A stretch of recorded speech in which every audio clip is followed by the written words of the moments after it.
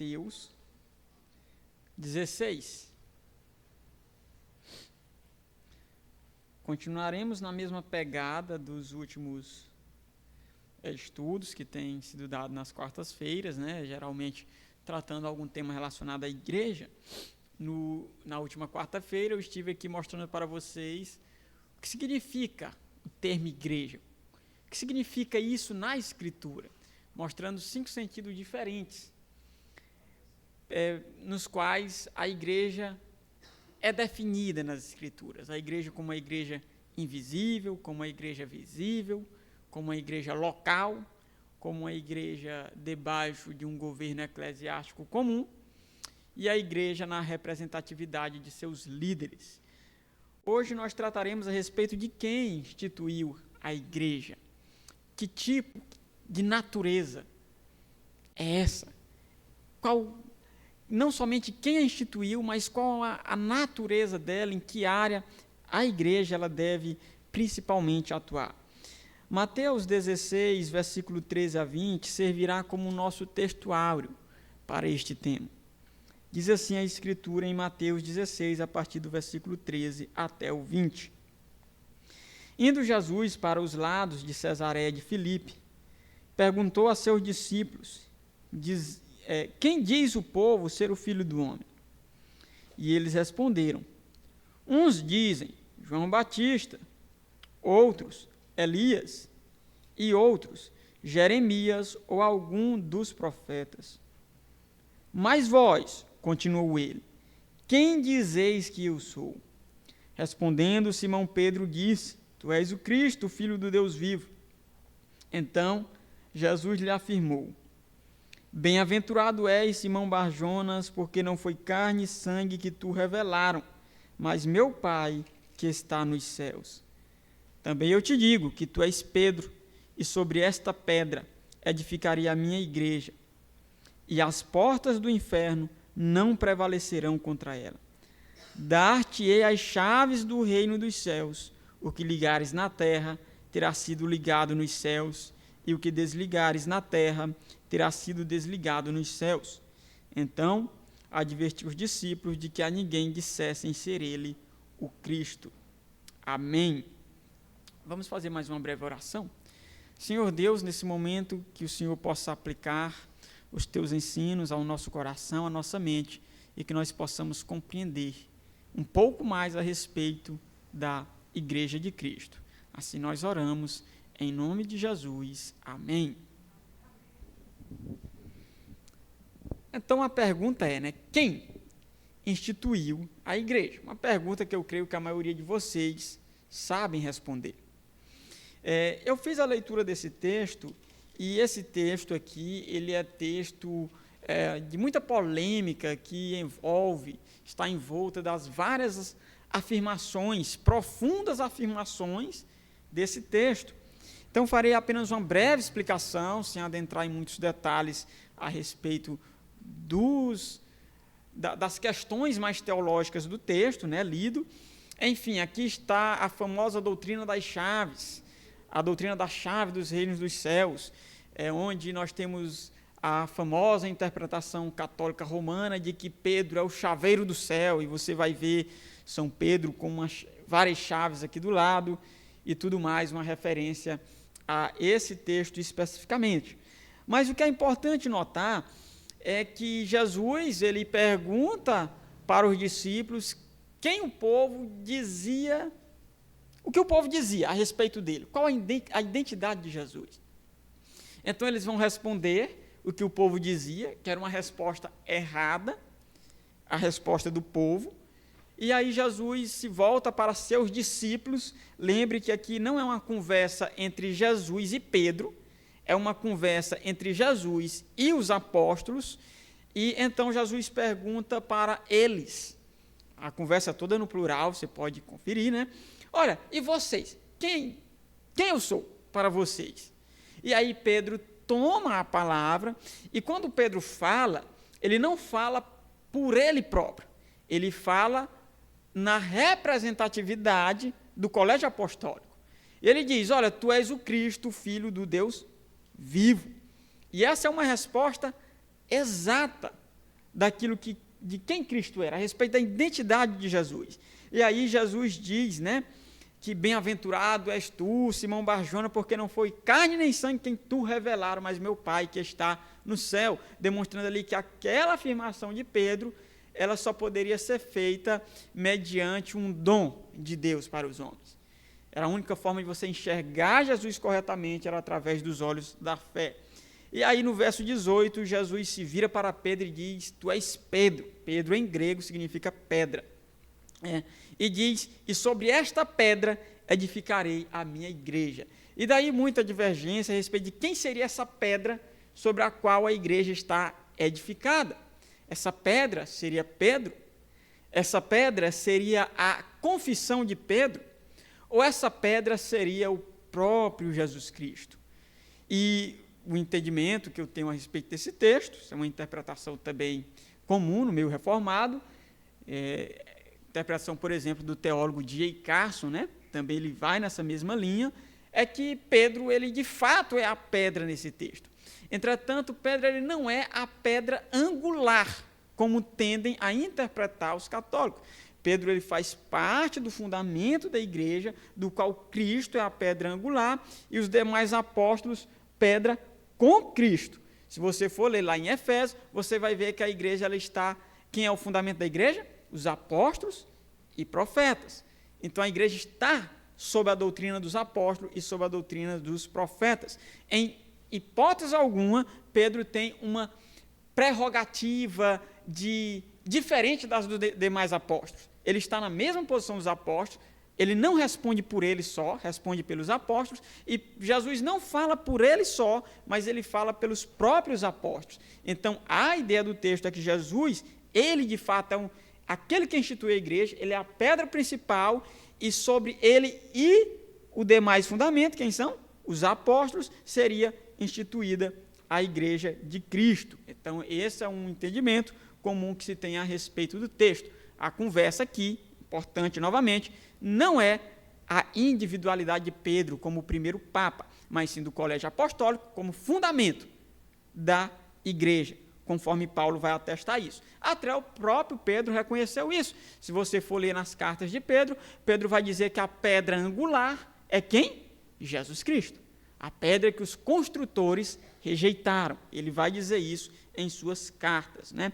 E quanto a essa afirmação das chaves dos reinos dos céus, e uma clara ideia aqui da ideia do perdão de pecados, da igreja visível, essa mesma afirmação é dita lá em Mateus 18, para todos os apóstolos novamente. Então, Pedro, de modo algum, ele tem essa ideia aqui de ser um líder. Se você continuar lendo, você verá que o próprio Pedro vai acabar de tropeçar. E Jesus vai chamá-lo de Satanás, logo nos versículos seguintes, né? Por conta que Pedro ele não cogitava das coisas terrenas. E aí Jesus faz a afirmação de que as portas do inferno não prevalecerão contra a igreja dele. E comumente se interpreta portas do inferno como aquela ideia, né, de que a igreja ela lutará com o reino das trevas e ela invadirá o inferno e irá tomar as almas das mãos de Satanás. Também não penso que este seria o caso aqui, mas a palavra traduzida por inferno, ou a palavra Hades, no grego aqui, é uma referência ao mundo dos mortos. Aqui a ideia é que as portas da sepultura não sustentariam a igreja de Deus, uma referência à ressurreição dos crentes. Tanto é fato que, se você continuar lendo os versículos, Jesus vai falar a respeito da sua própria ressurreição, que era aquilo que Pedro ainda não entendia. Então, as portas do Hades, Hades significando mundo dos mortos, não prevaleceriam contra a igreja de Deus. Assim como Cristo ressuscitaria, a sua igreja também ressuscitaria com ele. A sepultura não foi capaz de detê-lo, tampouco seria capaz também de detê-la a sua igreja. Mas o que eu queria pegar como ponto aqui e focar um pouquinho nessa noite, era a respeito de quando Jesus diz, eu edificarei a minha igreja. Quando nós tratamos a respeito da doutrina da igreja de Cristo, ele é quem institui a sua igreja, ele é quem edifica a sua igreja. E é importante a gente dizer primeiro, né, é o que não é a igreja. o que a igreja ela não é. Como nós não devemos entender a igreja. Nós temos que nos fazer umas perguntas, né? Por que nós estamos aqui? Por que nós estamos ligados a uma igreja? Por que meramente não é suficiente nós professarmos a fé em Cristo e ficarmos em nossas casas, longe do corpo de Cristo, como alguns tentam fazer, longe das ordenanças, longe da ceia do Senhor, do batismo, da adoração pública e de tantos outros benefícios pelos quais nós desfrutamos na igreja de Cristo? Por quê, né? E uma das razões pelas quais as pessoas tendem a fazer isso em nossos dias é porque elas não entenderam ainda quem é que institui a igreja. E as pessoas elas tendem a pensar que a igreja ela é uma associação voluntária, uma associação de voluntários. E a igreja não é uma associação de voluntários.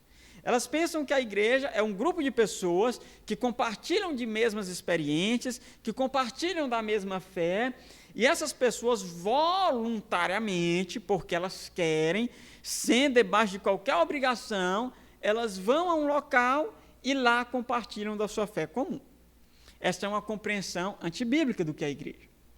Nós viemos aqui mais do que por uma ação voluntária. Nós viemos aqui por um mandamento de Deus. A igreja, ela não é uma questão de escolha, ela é uma questão de obediência. Todos os seres humanos, eles são obrigados, por mandamento, a fazerem parte da igreja de Cristo. E todos aqueles que não fazem, desobedecem deliberadamente a Cristo. Ela não é uma associação voluntária, do qual a participação ela é opcional ou não.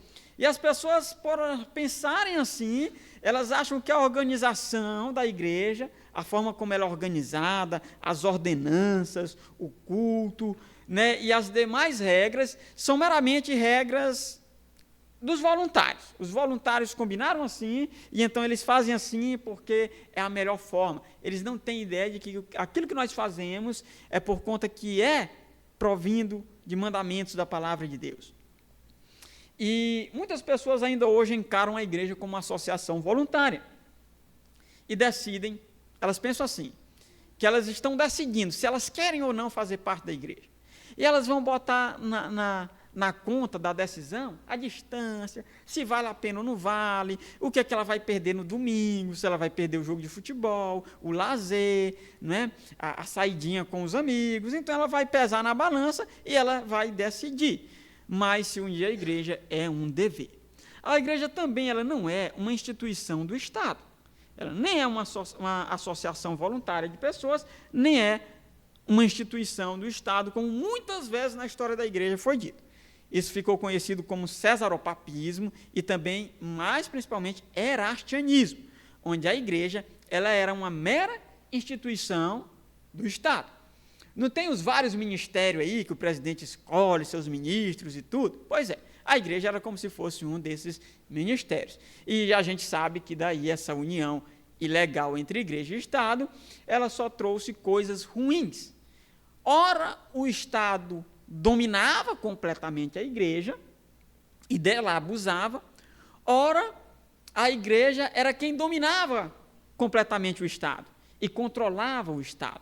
Houve época na igreja em que se dizia que o Papa era o Sol e o Estado a Lua, que refletia a luz do Sol, que era o Papa. Essa era uma união ilícita entre igreja e Estado, onde o Estado era um mero escravo das vontades da igreja.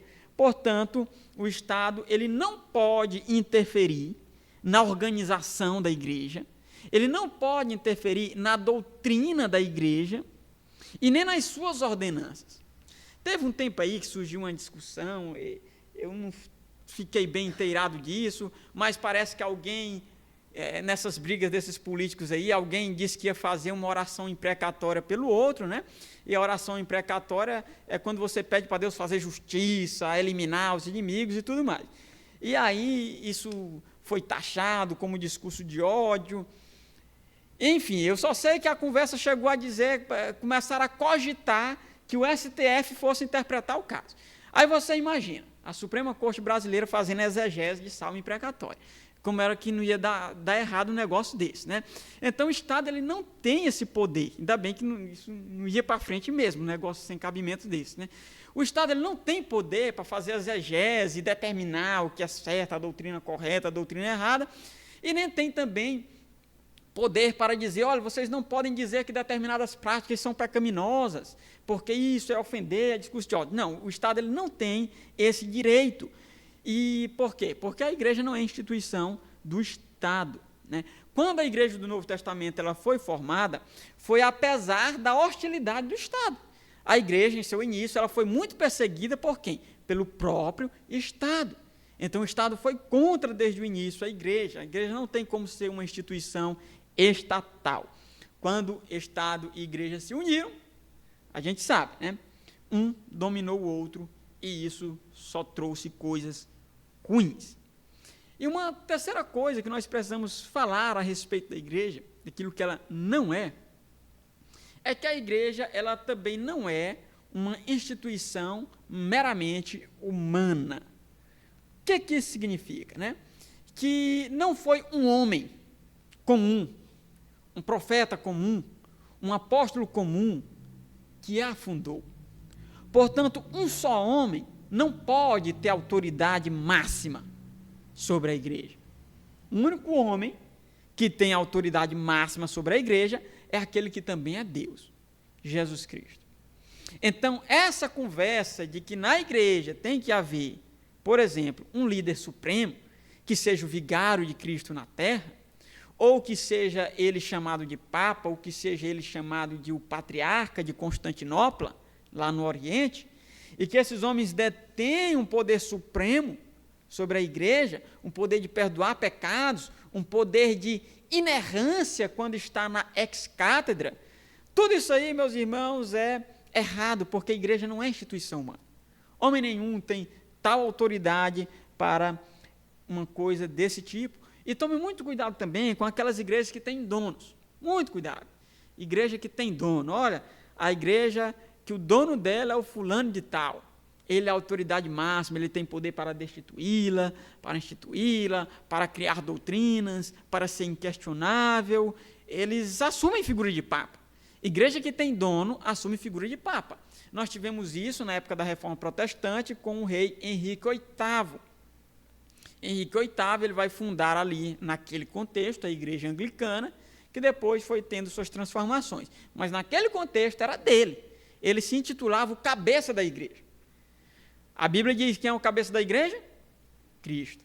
Henrique VIII dizia que era ele.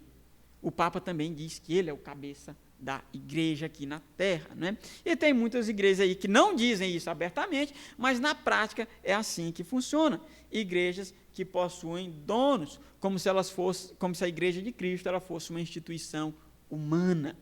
E não é. Ela é uma instituição do próprio Jesus Cristo, que é Deus. Ele é o cabeça, e somente ele é o cabeça da igreja.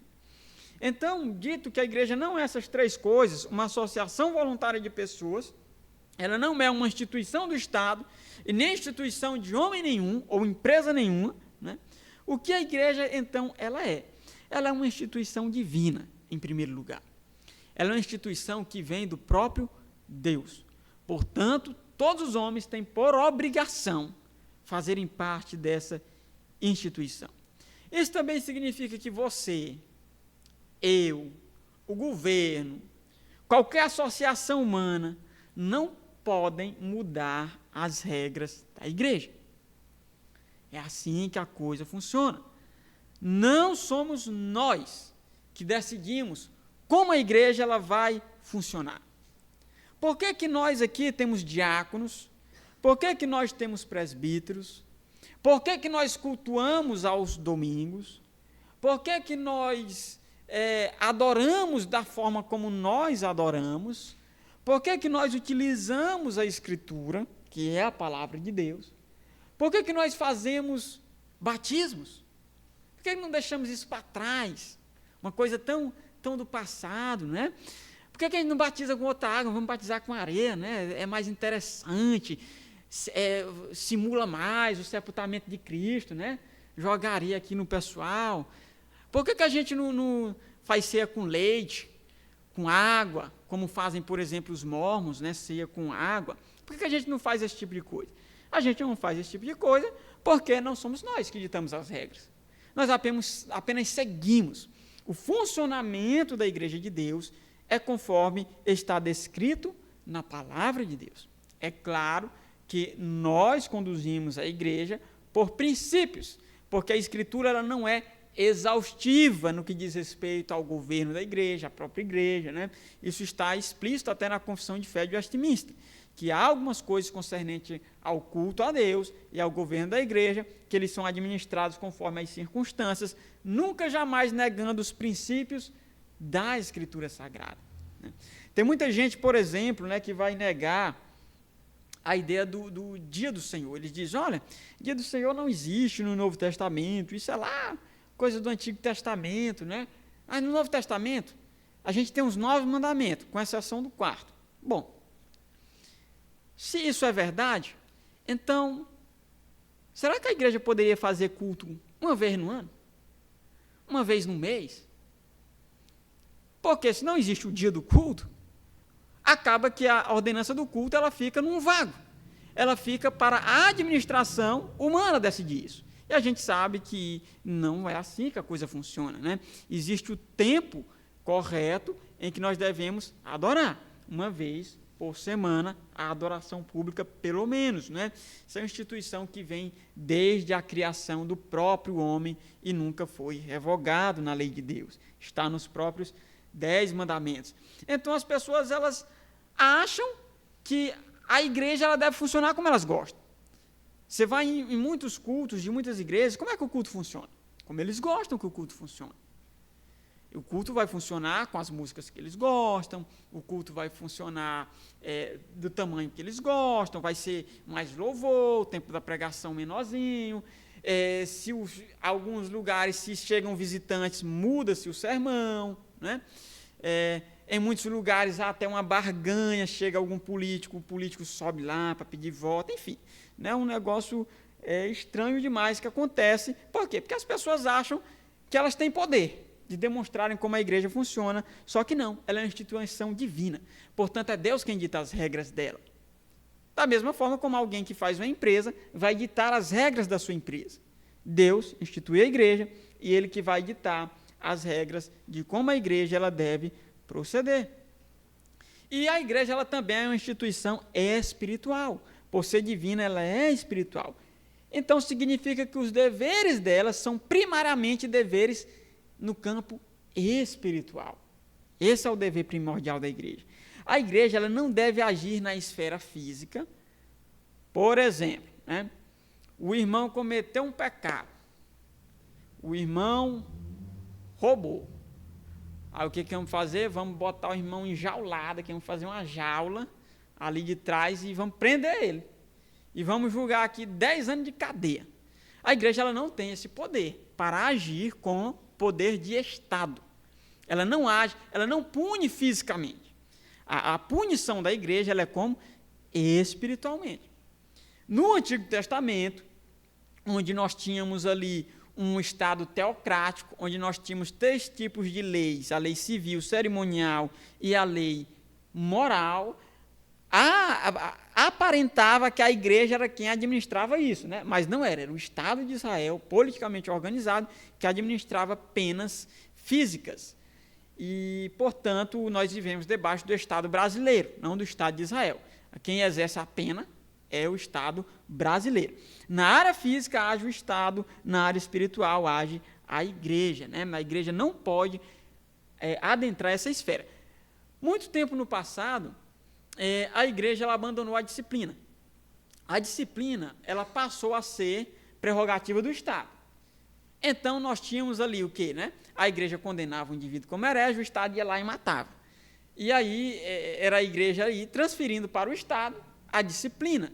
E se misturando dessa maneira, acabava que acontecia algumas coisas que não estão de acordo com a Escritura. Portanto, não devemos misturar essas coisas. A igreja age na esfera espiritual, porque ela é uma instituição divina espiritual, e o Estado é uma instituição para agir na esfera física.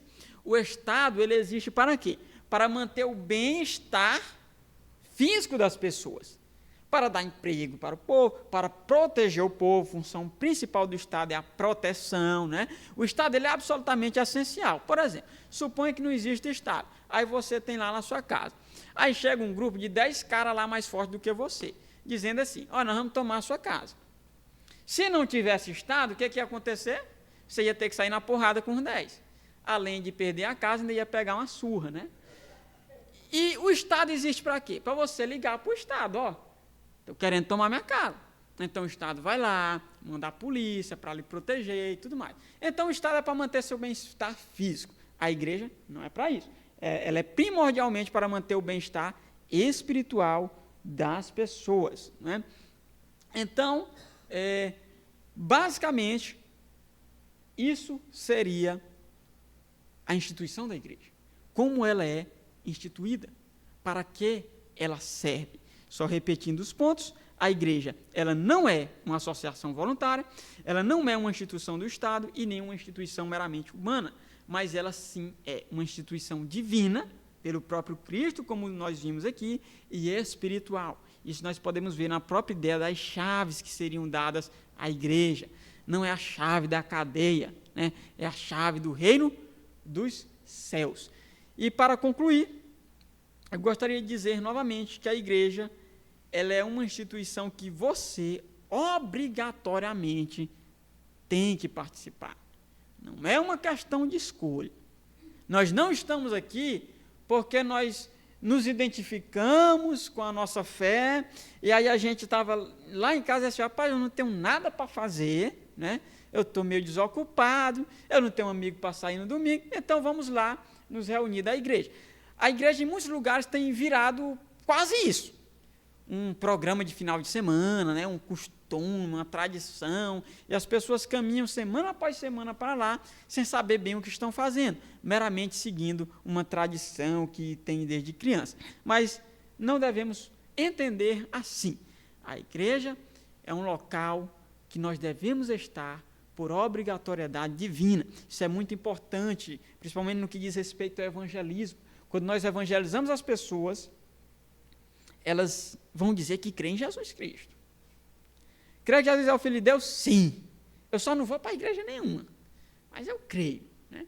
Porque não precisa, né? Deus, ele olha o coração, não precisa. Quem quiser ir para a sua igreja, vá. Eu não sou contra quem vai para a igreja, mas eu sirvo a Deus aqui e está tudo bem. É assim que as pessoas elas vão agir, porque ainda não entenderam qual a importância da igreja e a obrigatoriedade dela. Então, que esse não seja o nosso pensamento. Vamos ficar de pé. Tem alguma pergunta aí para os irmãos? Se tiver alguma pergunta?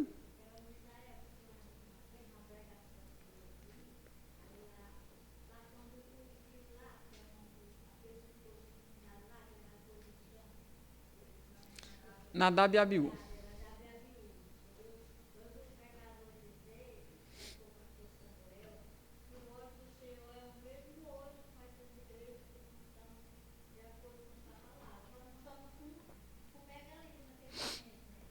É verdade, né?